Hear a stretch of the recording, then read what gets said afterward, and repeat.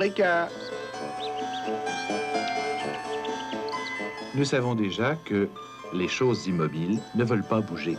Il faut une force pour les bouger. La force est égale à la masse multipliée par l'accélération et se mesure en newton. Quand une force déplace quelque chose sur une certaine distance, un travail est accompli. Le travail se mesure en joules.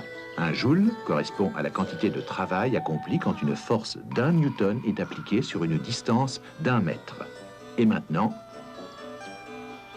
l'énergie cinétique. À cause de l'inertie ou de la paresse, cette boule de billard ne veut pas se déplacer.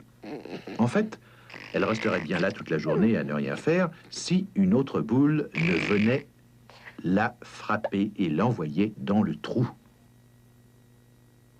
La deuxième boule force la première à bouger.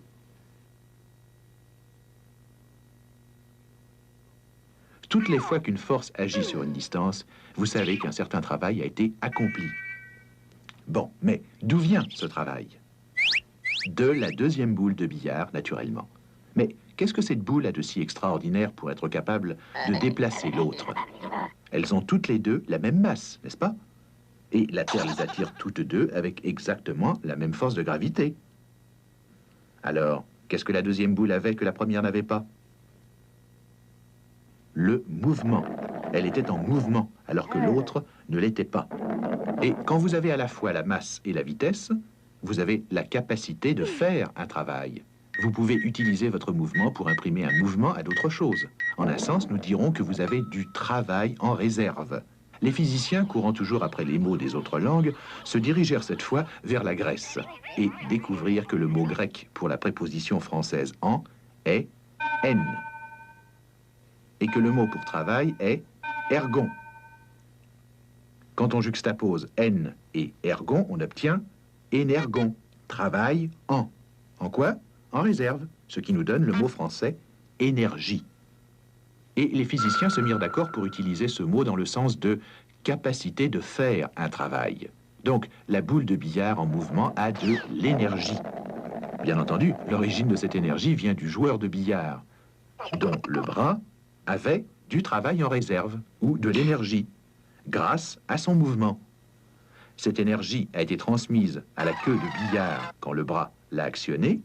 À son tour, la queue a transmis l'énergie à la boule de billard en la déplaçant et en l'envoyant frapper l'autre boule, la forçant ainsi à aller dans le trou de la table de billard. À chaque stade, un nombre de joules de travail a été dépensé. Le bras actionnant la queue frappant la boule frappant l'autre boule. Mais puisque le travail, ce n'est que de l'énergie en action et qu'il n'y a pas de travail possible sans énergie, autant dire qu'un nombre de joules d'énergie a été dépensé chaque fois. Et c'est précisément ce qu'il faut dire, que le travail et l'énergie se mesurent tous deux en joules.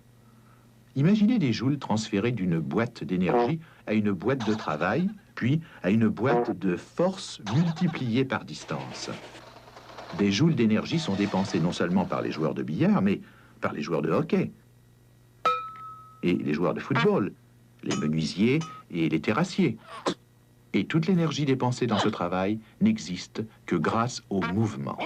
C'est alors que les physiciens, afin de ne pas oublier cette découverte importante, retournèrent une fois encore à leur dictionnaire grec et qu'ils trouvèrent que le mot pour mouvement était kinéma, un mot que les producteurs de films ont aussi utilisé pour désigner les images en mouvement, c'est-à-dire le cinéma. Et les physiciens, eux, de leur côté, ont appelé l'énergie du mouvement énergie cinétique.